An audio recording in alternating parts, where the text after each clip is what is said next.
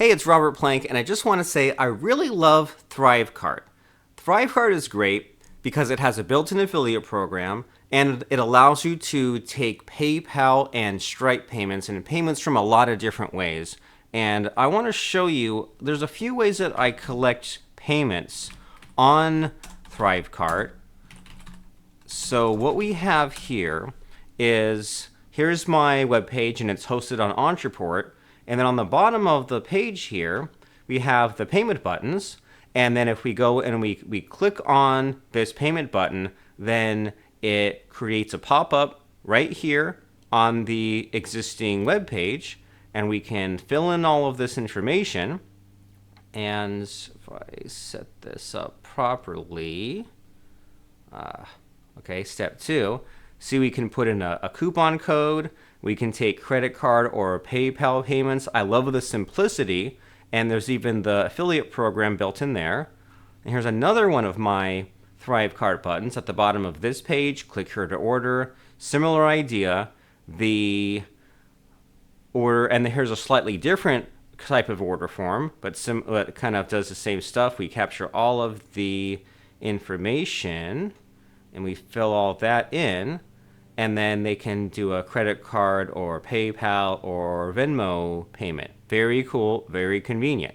And then the sort of the third way of making this happen is there's this basically standalone hosted checkout page. And we can send someone to a web page like this, where here's the order form, and then here's some bullet points on the side where there's information, and they fill this out, and the checkout process, we'll get through that step as well. It's all very similar, right? They go here, credit card or PayPal. So how does ThriveCart work? Well, with ThriveCart, I don't want to show too much, but there's like over here, there's these buttons. There's your dashboard, which shows a graph of how your sales are doing. And then there's this transactions where you can go and look at individual sales and see how today's sales were, look up an individual customer, refund people. I don't want to show customer details on the screen, but what deserves some focus is this list of products, right? And so if we look at maybe one of the products we have, we can say that there is product in ThriveCart, and here's its name. And we can just, and it's kind of like a start to finish, so you keep clicking next, right? And we see here's a live product. I set the price, and I can have different pricing options. And then I can say, well, I want to accept Stripe payments and PayPal payments. And do I want to put this as part of my affiliate program? And then we go and switch to this fulfillment tab. And we say after someone orders, we can just show an invoice page, or we can redirect them to a URL or add them to a wishlist member site. And then, so I say just to invoice. And then one of the great features of ThriveCart is the customization of the checkout page, right? So we can go here and launch the editor. And we can decide all these things, like do we want to capture their name and their phone number, and what do we want to have in here. So, and there's like so many options. You just kind of click through and figure out how you want it to look, and you can just drag in these different elements here, put a video on the checkout page, bullet points, things like that. And then what do you want the success page to look like? And then we keep on clicking, and then we get to this point here at the end where we can, somewhere in here is a way where we can say, well, I want this to be either like a pop-up or a standalone sort of checkout page. And I will say that one of the areas where I messed up a little bit is in this checkout area, because there's one thing here where there's this gallery where I'll create a new product in a second, but you can choose a gallery, and this is where you decide if your product will be a pop-up on your web page or if it will be its own hosted web page. So we basically go to this design and choose a template, and we do that one time, and then afterwards we can go to customize and launch editor, but choosing the template basically gets us locked into what we're looking at right now. Here is a self-hosted web page where we can just send someone to a link. You don't even need a website, it's right there, versus if we were to create this pop-up that is embedded on our website. And I believe you can even put the form itself on the web page, but I'm a big fan of this style. I really like where someone's on the website, and then when they choose to check out, it blacks out the page and it does the pop-up, and they're kind of committed, they're focused on just checking out. And obviously you want to test this on a mobile phone, make sure it fits. That's really important. But I just like that idea. It's almost like the way an app is designed, where they're just on the web page, and if you check out, they're just on the checkout. And so let me walk you through how we would create a new product in ThriveCart, because I think once you know how to make a product in ThriveCart, a lot of other things fall into place. So we go to this products tab on top, click on create product. And I've never done a physical. I always do a digital product in ThriveCart. Click on Create New Product. And then I'm actually making a product for a client offer here. So we'll put in the name, and we'll say this will be 40 hours per week funnel building. Okay. And we'll call this funnel. And so this checkout page URL, ThriveCart gives you a subdomain. And right now my username in ThriveCart is 2am. So this will create a checkout page that's 2am.thrivecart.com/funnel. So it's username.thrivecart.com/ whatever you put here. Then we choose we're the owner. And then also something I missed early on was making sure it's just a live product, right? It's not a test mode. Click on next, and then pricing, set product price. And I also very rarely set more than one price. And so, and what you can do is make it where, and this applies if you have the self-hosted web page, they can, choose package 1, package 2, right? Small or large, regular or payment plan. And what we'll do here is we could say we want one-time fee, split pay, right? That's kind of interesting. So we could do a monthly for a set number of times, but we'll do subscription, and we'll say monthly, and we'll make it 1,000 per month, and then 1,000 down. And then trial period is great when you can have see the way that this works with this trial period is, say the first payment is less. So we can say, all right, well, we'll make today's price is $500, and that will last for 30 days. And then once the regular payments kick in, then it'll be 1,000 per month, right? So that's how the trial period works. Trial, I'm not even sure if you can do, I guess you could do 0, but trial can mean many things, right? Trial can just mean that the first month is a lesser price. So my Done For You podcasting offer, I used to have $97 first month, $497 remaining months. So we'll turn off the trial, keep it simple, and say 1,000 every month. And I guess we'll send on recurring payment. Then click on next. And then this is where we can customize the text that appears. So by default, it says subscription $1,000 per month. And we might say $1,000 per month, cancel anytime. So there's the price that's set, and you can add more options, but that's basically how you set the price of your product.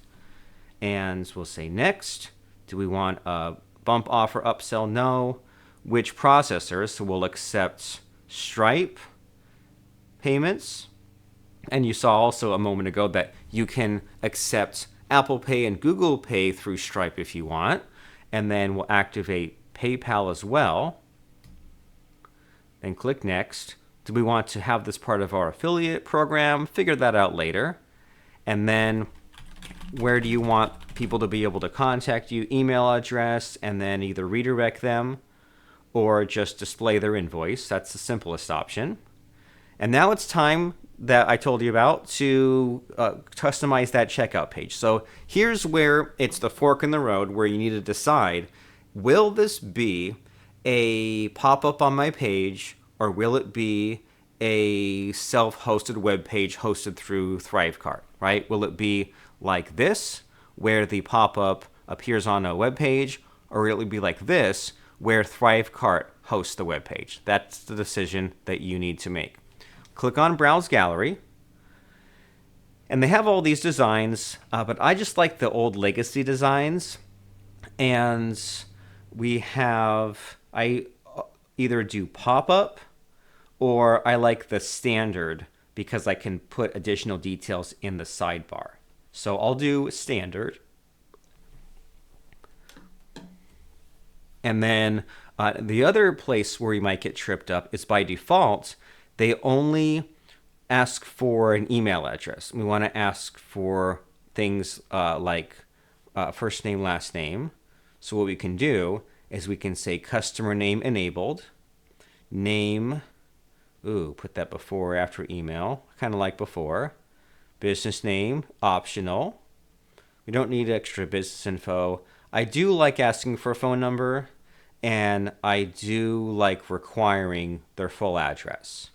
And I don't like choosing this every time, so I customize that the way that I wanted, terms and conditions, things like that. And then I saved it as a custom element. So I'm just going to load. I have this 2 a.m. order info.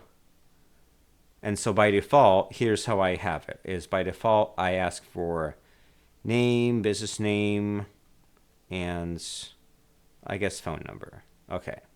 So that's done.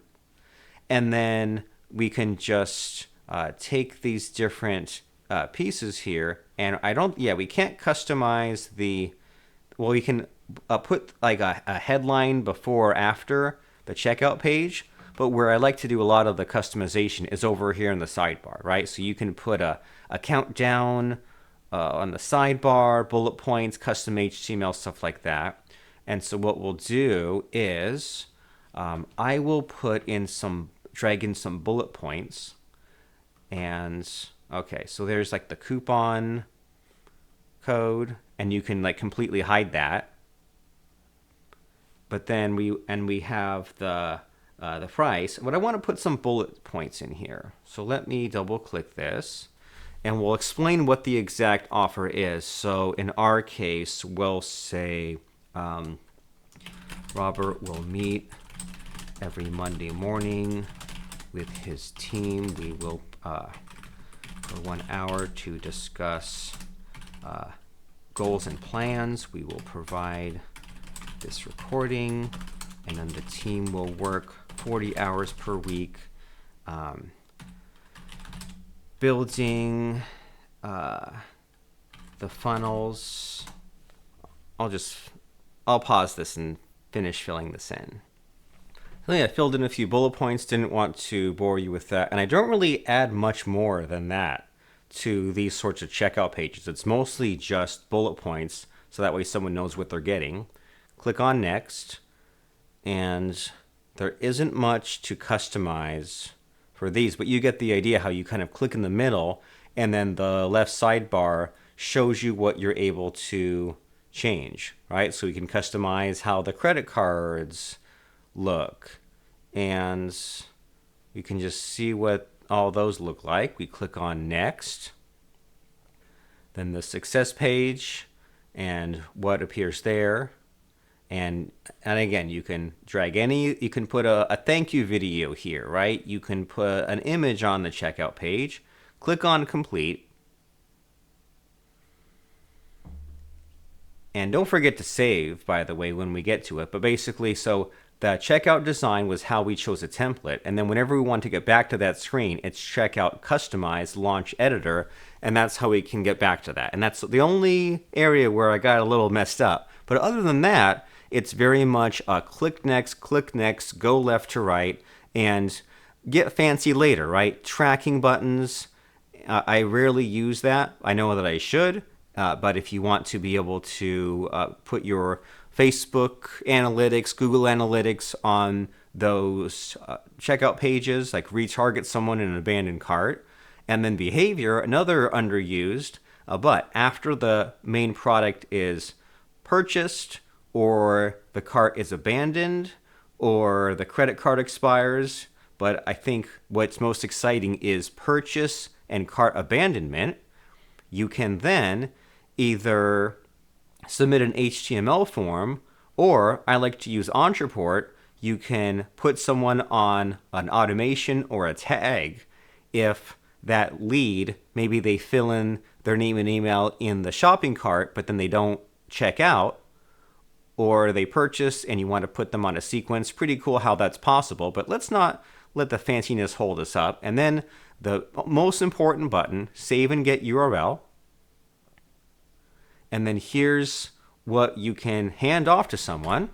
So then, as we said, it's username.thrivecart.com/the product URL. And then we just go here to this, and here's what we can hand to someone, right? We can instantly take payments, Stripe or PayPal, without even going to the trouble of embedding it on a web page. Technically, you could even give affiliates credit. Technically, you can even accept coupon codes, but that's pretty much it. And then in ThriveCart, whenever you want to go back to this, you can click on products and get back to this. If you forgot what the URL was, click on get URL, jump back and get that. And then, of course, the tabs that I don't want to show you because it would show customer data, dashboard to see how your sales are going, transactions to look at individual sales and possibly refund, or just see how your sales were that day, how a product is selling, check out a customer's purchase history. But it all revolves around this idea of setting up products in ThriveCart. And you just go from left to right. You decide on what's the product name, what's the product price, what the fulfillment would be, which means sending to a URL or just sending an invoice. And the most important part probably is that checkout page. Do I want to choose from the gallery a pop-up or a embedded checkout page? And then what items do I want to have on that? Do I want to capture name, email address, phone number? You choose those customizations, make sure to save and get URL, and then you pass along this URL. And that is how you create a product in ThriveCart. Very advanced, but also very easy. I highly recommend it. Robert Plank from DFY Podcast, recommending ThriveCart for you to integrate with your CRMs such as Ontraport, to take payments using PayPal and Stripe, and also on my wish list to also through Stripe accept Google Pay and Apple Pay. That's how it's done. That's how I like it. ThriveCart, use it. You'll love it. And like and subscribe this video and this channel for more content like this. See you soon. See you later.